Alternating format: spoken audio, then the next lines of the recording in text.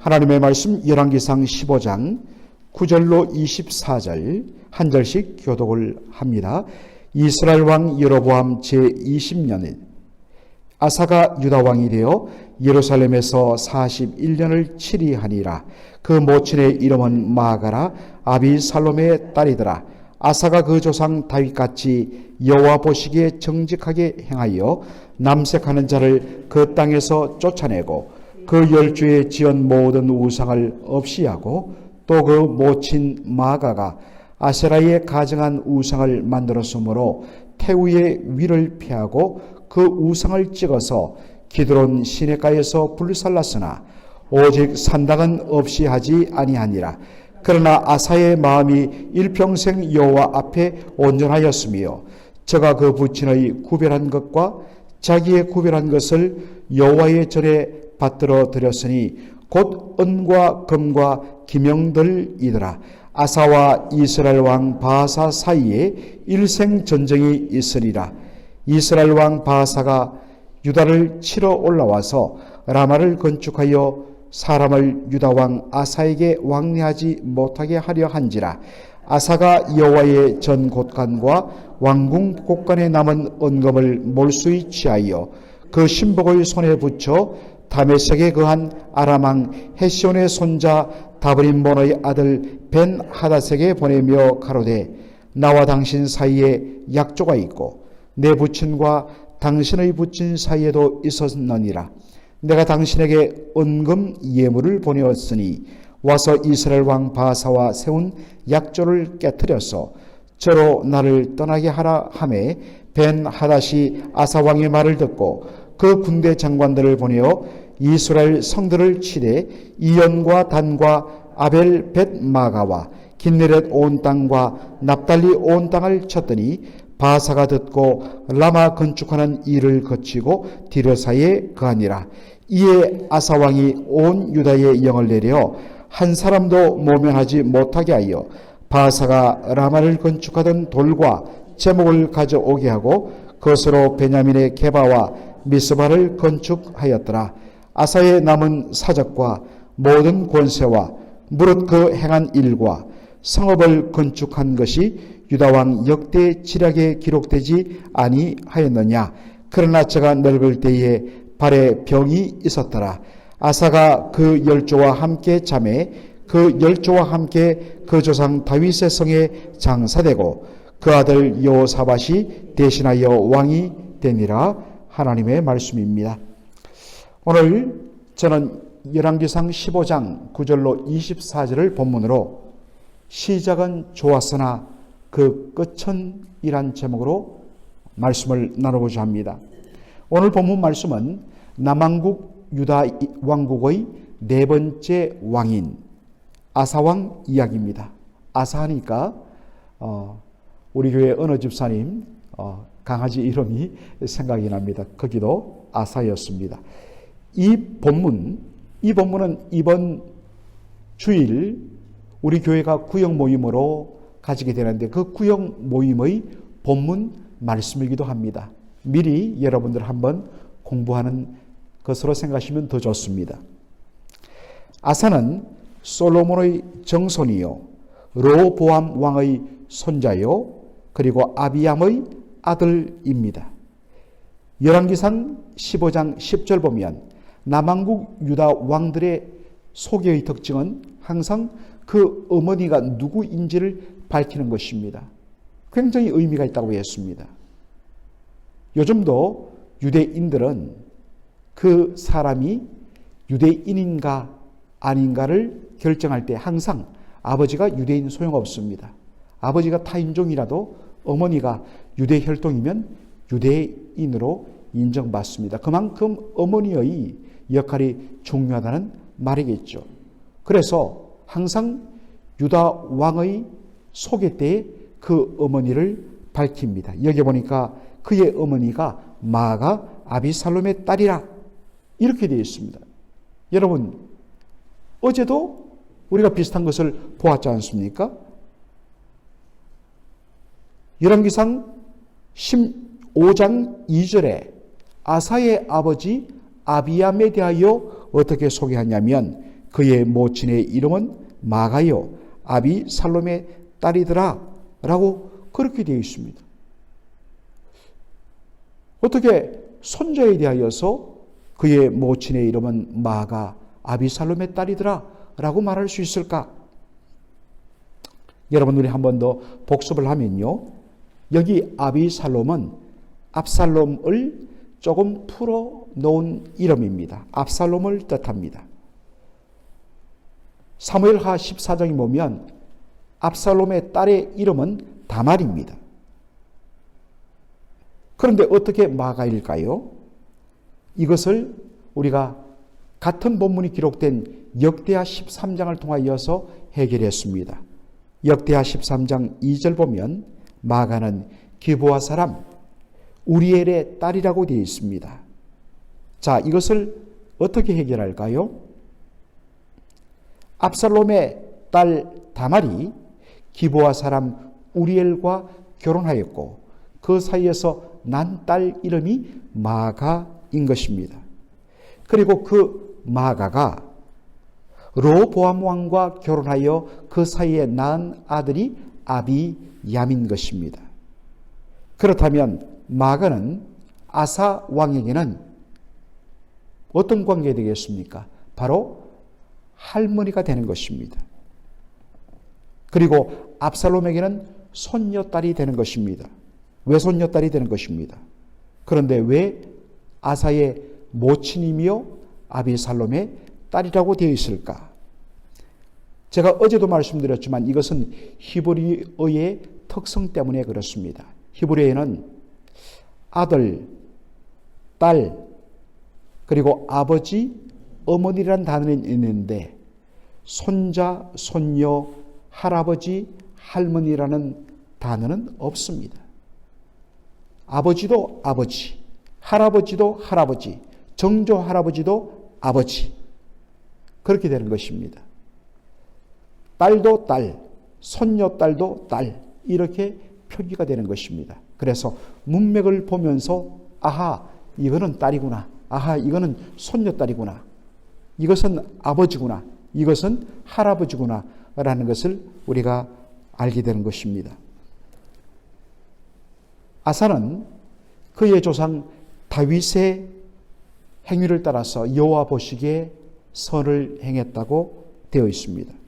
여러분, 남왕국 유다 왕의 모든 판단 기준은 바로 조상 다윗입니다.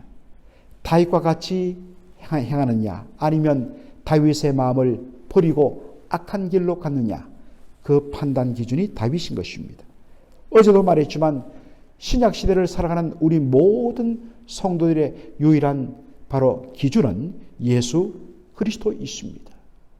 우리가 표대로 삼고 우리가 판단 기준으로 삼아야 할 분은 오직 예수 그리스도 한 분밖에 없습니다. 예수님을 따라가며 예수님을 닮으려고 힘을 써야 하는 것입니다. 왜 우리가 예수님을 따라가고 예수님을 닮아야 되느냐? 그것이 우리의 구원의 조건이 아니라 우리가 구원을 받았기 때문에 마땅히 하나님의 자녀로서 우리의 맏형님 되신 예수 그리스도를 닮아가야 마땅하다는 것입니다. 여기 오늘 본문에 보면 아사는 남색하는 자를 그 땅에서 쫓아냈다 했습니다. 남색이란 말이 옛날에는 이 동성애자들을 한자로 표현한 말이 남색이었습니다. 그런데 영어 성경을 보면 여기 남색하는 자들을 템플 프로스티튜트라고 번역을 해놓았습니다. 프로스티튜트란 말은 바로 창기란 뜻입니다. 그런데 어디에 있는 창기냐? 템플, 신전에 있는 창기란 말입니다. 즉 이 가나안 종교의 특징인데, 가나안 종교에서는 신전에 신전창기, 더 정확하게 말하면 제사장입니다. 그들이 바로 제사를 지내러 나오는 사람들과 함께 바로 종교 의례의 한 과정으로서 그들이 섬기는 신을 바로 예배하는 한 예배의 과정으로서 바로 음란한 행위를 하는 것입니다. 그것을 통하여 신을 즐겁게 하여서 그 신으로부터 많은 축복을 받아낸다는 그러한 가난 종교의 타락한 모습이 바로 이렇게 나타나는 것입니다. 그런데 이것이 바로 하나님께서 약속의 땅으로 주신 이스라엘 땅에서 아직도 이런 모습이 있다는 것입니다. 그래서 이것을 그 땅에서 쫓아냈다는 것입니다. 이처럼 아사의 삶의 전반기, 아사가 41년을 왕위에 있었습니다. 대단히 오래 있었습니다. 그의 생애의 아주 절정기까지는 늘 모델이 다윗이었습니다. 그런데 항상 잘 되면, 부강하면, 혹은 위기를 만나면 그 사람의 진면목이 드러나죠. 오늘 본문에 보니까 나라가 강대지는 가운데 하나의 위기를 만납니다. 바로 북쪽에 있던 북왕국 이스라엘의 왕 바사. 내일 우리가 바사의 이야기를 다룰 것인데요.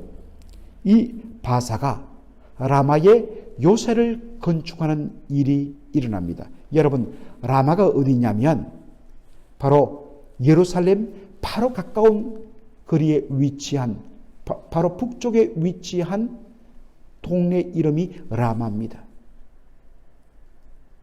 그런데 여기에 바로 아주 요새를 만들고 여기에 군대를 배치합니다.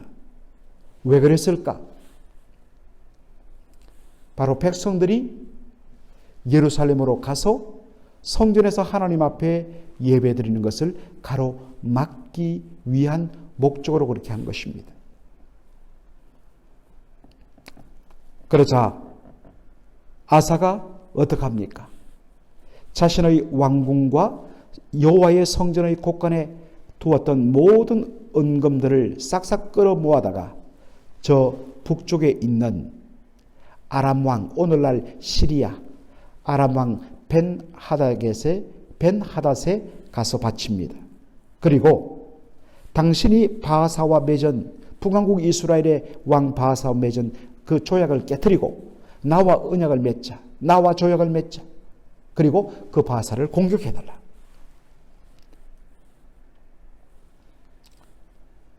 많은 돈을 받았으니까 대가를 지불해야겠죠.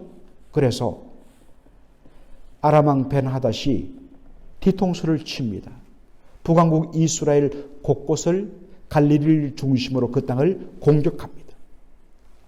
그러니까 아람 나라의 공격을 받은 북왕국 이스라엘의 왕 바하사가 어떡합니까? 남쪽에 두었던 이 군대를 이끌고 북쪽의 갈릴리로 올라가서 바로 위에서부터 밀고 온 아람 나라 벤하닷의 군대를 막으며 싸움합니다. 그러니까 이 라마를 건축하는 일이 중단된 것입니다. 바로 그 틈을 타서 아사왕이 모든 백성들을 명하여서 다 라마로 모이라. 그래서 라마에 두었던 남겨진 모든 돌과 제목들을 가지고 와서 자기 나라의 게바와 미스바를 건축하게 됩니다. 오늘 본문에는 그냥 이것으로 끝납니다. 그런데 같은 사건이 기록된 역대하 16장에 보면 하나님의 사람 하자니가 아사왕을 책망합니다. 당신이 하나님을 의지하지 아니하고 아람 군대를 의지했다. 바로 그 본문의 문맥에서 나온 유명한 말씀이 역대하 16장 9절입니다.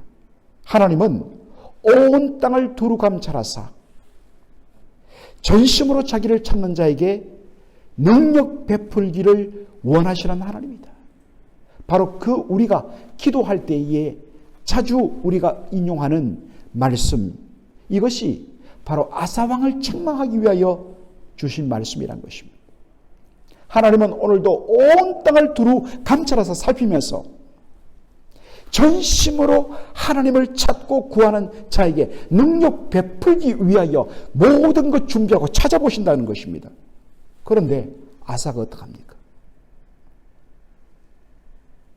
하나님을 의지하지 아니하고 돈의 힘을 의지하고 더군다나 적군의 힘을 의지하여서 이 일을 행했다는 것입니다. 책망했습니다. 그러면 이 말씀 앞에 맞습니다. 제가 죄인입니다.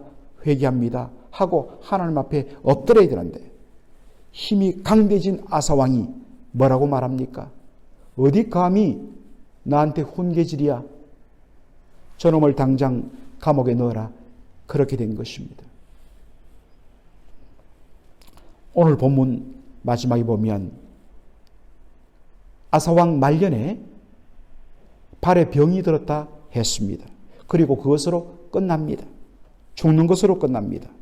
그런데 같은 본문이 기록된 역대하 16장 12절에 보면 아사가 발에 중병이 들었는데 하나님을 의지하지 아니하고 하나님께 구하지 아니하고 의원들을 의지했다라고 되어 있습니다.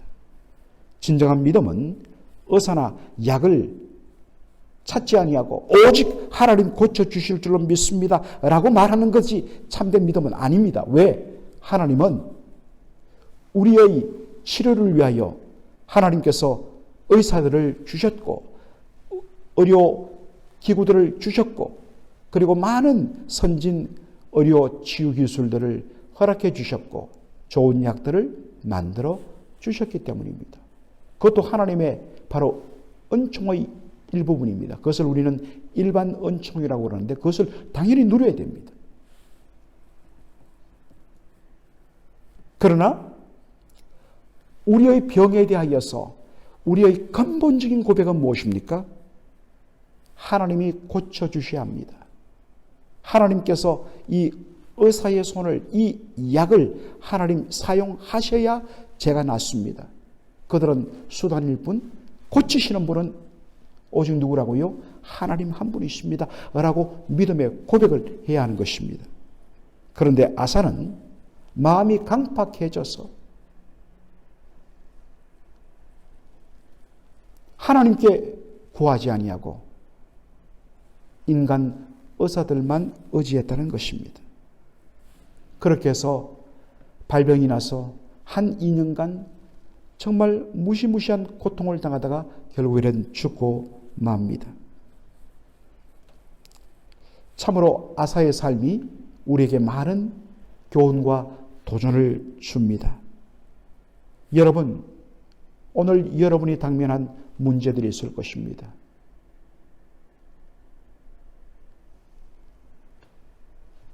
먼저는 우리가 전심으로 여호와를 찾고 구할 때에 하나님은 이미 준비가 되어 계십니다. 온 땅을 두루 감찰하시면서 전심으로 나에게 구하는 자 어디 없느냐? 나는 은혜 베풀기를, 능력 베풀기를 다 준비가 되어 있다.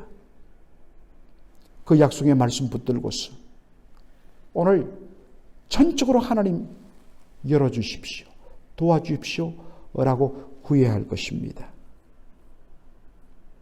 우리가 감당할 수 없는 문제를 만났습니까? 하나님께 구하십시오.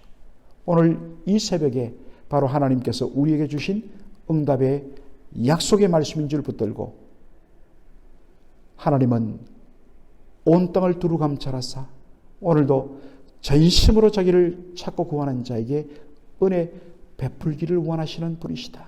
주여, 바로 제가 여기 있습니다. 저에게 은혜를 베풀어 주옵소서. 구하는 저와 여러분 되기를 주의 이름으로 축원합니다. 아멘. 살아계신 우리 아버지 하나님, 오늘 본문 말씀을 통하여서 남왕국 유다의 네 번째 왕 아사의 생애를 살펴보게 하여 주심을 감사합니다. 그의 시작부터 중반까지는 정말 다윗을 모델로 삼아서 다윗과 같이 하나님을 온전히 의뢰하며 의지하며 구하는 삶을 살다가 나라가 강대해지고 힘이 넘치고 그리고 위기를 만났을 때에 하나님 앞에 엎드리는 것이 아니라 자신의 꾀와 힘을 의지하여 인간적인 방법으로 그 문제를 해결하여야 하였고, 그것에 대하여서 지적하는 하나님의 말씀을 듣고서도 마음이 교만해져서 그 말씀을 거부하고 무시하고 그렇게 거부하는, 불순종하는 아사의 교만한 모습 때문에 결국에는 그의 말년이 비참하게 된 것을 보게 되었습니다. 아버지 하나님, 이러한 말씀을 통하여 다시 한 번 더 우리가 하나님께서 주신 이 말씀의 거울들로 우리의 삶을 비추면서 경성하고 두렵고 떨림으로 깨어서 건신하는 그런 믿음의 삶을 살게 하여 주시옵소서. 오늘도 하나님께서는 온 땅을 두루 감찰하사 누가 전심으로 나를 찾는가, 그 찾는 자에게 은혜 베푸시기를, 능력 베푸시기를 기뻐하시는 하나님이라고 하셨사오니 이 말씀 의지하여 주여 주님께 구합니다. 주여 열어 주시옵소서. 예수님의 이름으로 기도하옵나이다. 아멘.